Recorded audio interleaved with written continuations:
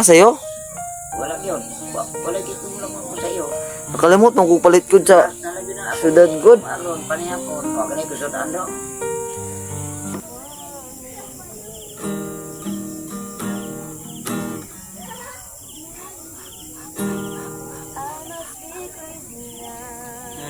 Christian song, I must be Christian now.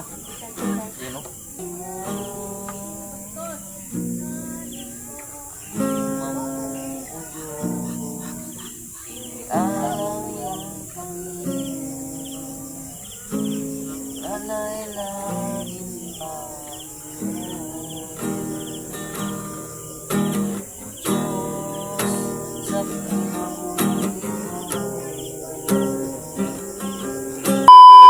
真似できないよこのスワッグ俺たちにしかないスワッグ肩の力抜いてラックラック遊び働いて曲が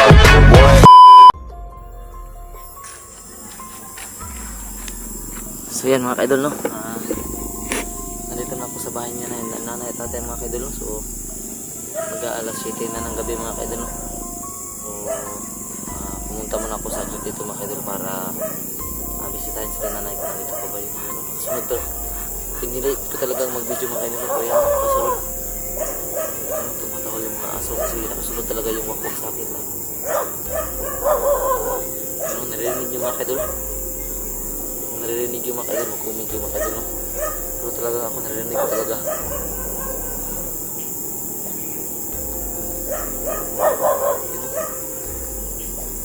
Dito na ako sa kanila nanay, eh. So ano kaya huwag mo natin isipin niya, no? So magkano tatay doon ang ulam nila nanay tatay. Hindi ko pwedeng hindi bisitahin sila nanay mga kaidol kasi mahal ko yung mga magulang ko.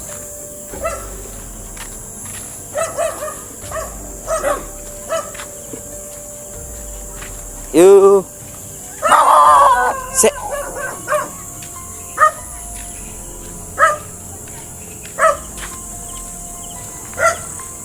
Ma. Ma.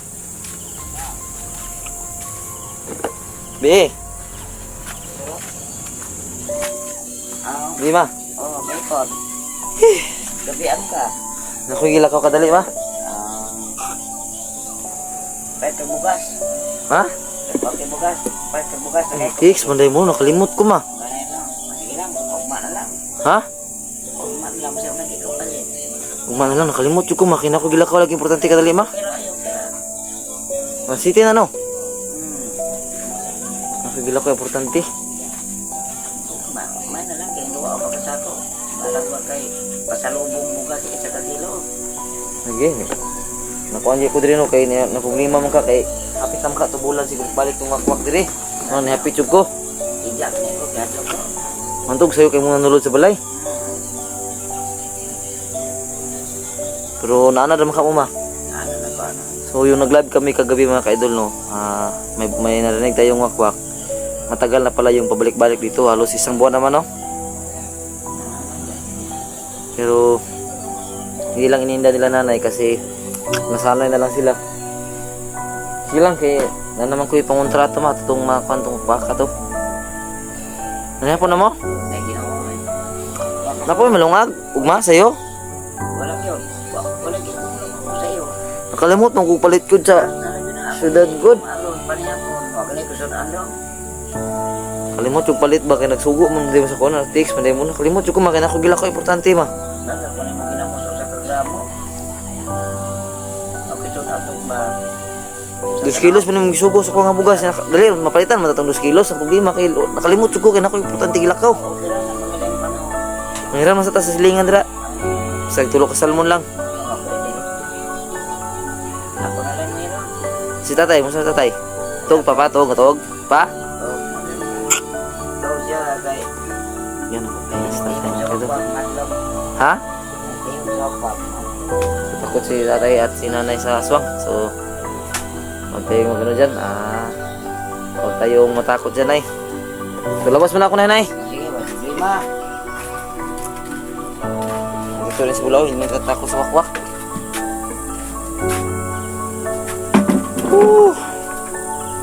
So yan, ano ko muna yung camera dito mga kaidol. Yan mga kaidol no, para mawala yung aswang, kailangan tayong magawit-awit mga kaidol no, ng Christian song mga kaidol. So nakakanta na lang ako para sa inyo mga kaidol no, pang Christian song kumbaga.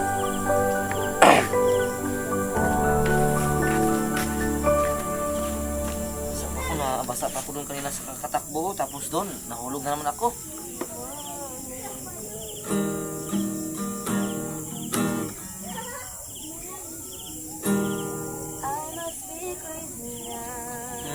Christian song, I must be crazy now.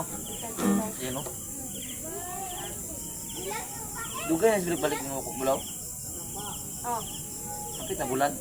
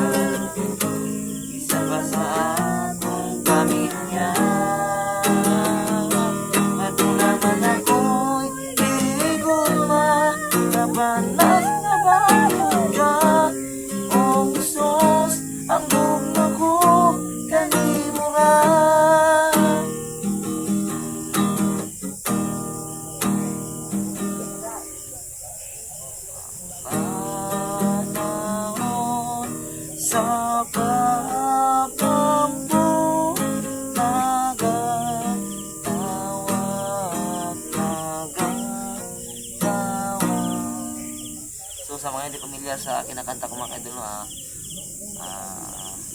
tungkol to sa awitin sa ating Panginoon mga kaidol, kasi nagpapasalamat tayo sa kabila ng mga nangyari sa ating buhay. Hindi pa rin tayo iniiwan ng Panginoon mga kaidol. Una sa lahat na binibigyan ni Lord siya na blessing sa atin na pinapasalamat ko araw-araw is yung pagiging malakas ng katawan natin mga kaidol, na araw-araw pa rin tayong ginigising ng Panginoon. Sa pagtulog natin, sinyalis na yun ng kamatayan, pero binibigyan pa rin tayo ng Panginoon ng pag-asa na gumising at magandang buhay pagising natin sa umaga. So pangalawang blessing sa nangyari sa buhay ko ngayon mga kaidol, na ngayong taon nagbago na aming magkapatid. Isa rin yung blessing na nakasama namin yung mga pamilya namin sa bagong taon, yung mga nanay tatay ko. Although meron silang mga karamdaman, nagpapasalamat ako kasi nakikita ko pa rin sila sa mga panahon na ito. Nagpapasalamat ako kasi nandyan pa rin sila, nakasuporta sa akin, at ako rin nakasuporta sa kanila ng konti. So yung pumamahal ko sa mga magulang ko hindi mapapantayan kahit kanino. So pangalawa sila sa Panginoon, pangatlo yung pamilya ko, mga pantayan lang yung pamilya ko at nanay ko. So gusto ko lang magpasalamat sa Panginoon palagi kasi binibigyan tayo ng malakas na pangangatawan, yun na yung mga pamilya ko, lahat na ng pamilya ko, at sinasamahan tayo sa araw-araw na hindi tayo ilayo tayo sa mga disgrasya. So pati na rin sa inyo mga kaidol, pinagdarasal natin na sana samahan kayo palagi ng Panginoon sa inyong mga lakad at sa inyong mga trabaho kung saan kayo ngayon sa mundo. Sana samahan kayo palagi ng Panginoon, kung ano mang tawag sa inyo, kung ano yung mga reliyon nyo, Allah, Buddha, kung ano man yung mga reliyon nyo. So isa lang yung Panginoon natin, kaya tagapaglikha. sana samahan tayo palagi ng ating Panginoon. Kaya hindi ako sawang mawit ng mga Christian song mga idol, no?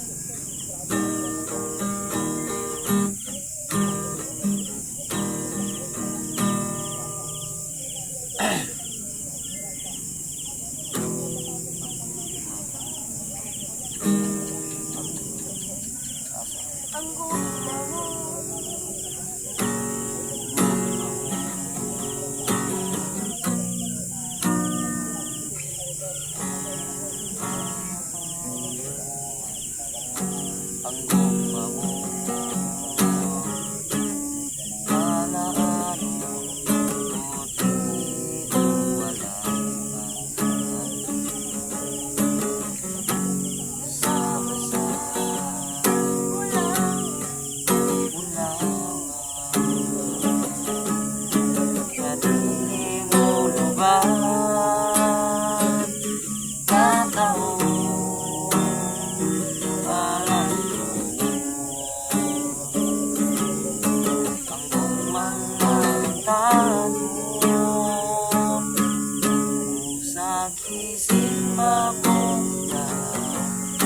kalaran sa tanong na tuyok sa kalipay ikasing-kasing mo amuli sa lumang awitan mo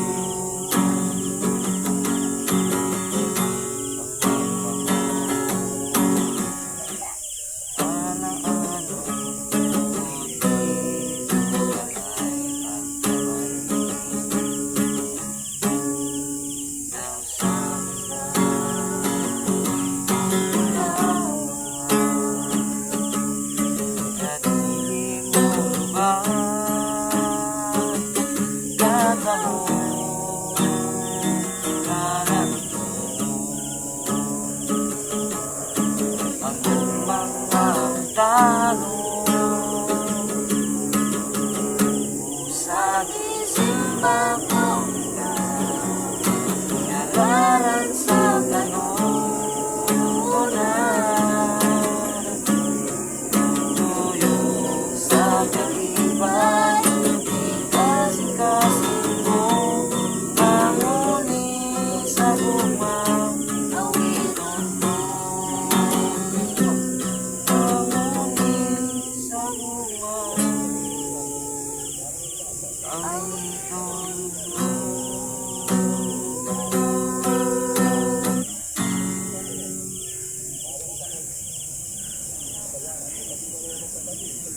Ang ating nabuhi natawid sama-sama pusit lang sama-sama lang sa sayo tabon-tabon abanili kayo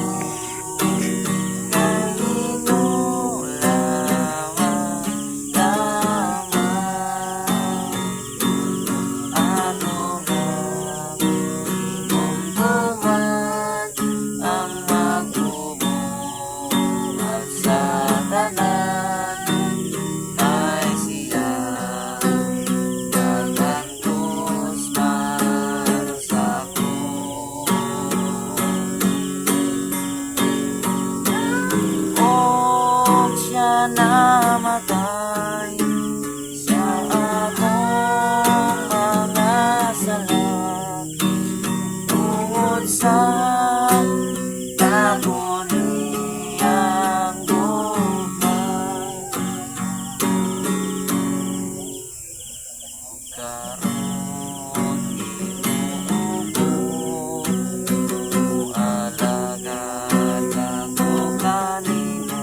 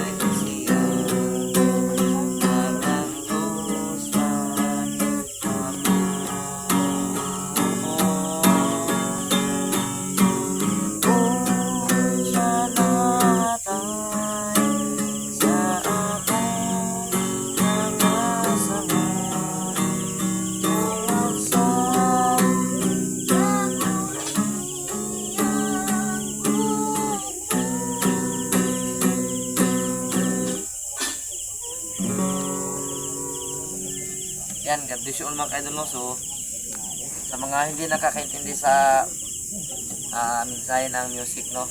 Ng kanta, no? So, explain ko sa Tagalog, no? Ang mensahe ng kanta mga ka-idol, yung buhay natin, hindi tayo maliligtas kung hindi dahil sa Panginoon mga ka-idol, no? Darating ang araw at kukunin tayo ng Panginoon, sasama tayo sa Kanya. Nakadepende na lang yun sa atin mga ka-idol, no? Pero matagal na tayong ligtas ng Panginoon, no? Meron tayong tinatawag na free will mga ka-idol, no? Yung meron tayong anong tawag doon, hinahayaan tayo ng Panginoon na gawin ang tama at malinaw, na sa atin na lang kung saan tayo sa landas na yan, sa tama ba o mali, no? So, tulad ko, nagkamali man ako dati, kahit ngayon nagkakamali pa rin ako, pero iba na yung sitwasyon, no? Kasi pag nasa loob na yung Panginoon, kahit nagkakamali ka man, marunong ka nang humingi ng tawad at nalalaman mo na yung diferensya ng tama at mali hanggat nasa loob mo na yung Panginoon, no? Kaya yun yung pinagkaiba. So hanggang dito na lang siguro tayo mga ka-idol, no? Puntahan ko mas nanay saglit kung ano yung kakainin niya, kasi nag-ano yung kaliro mga ka-idol, siguro naghukad si nanay, no? Nag-ano siya ng kanin, anong ulam niya? Manghingi tayo.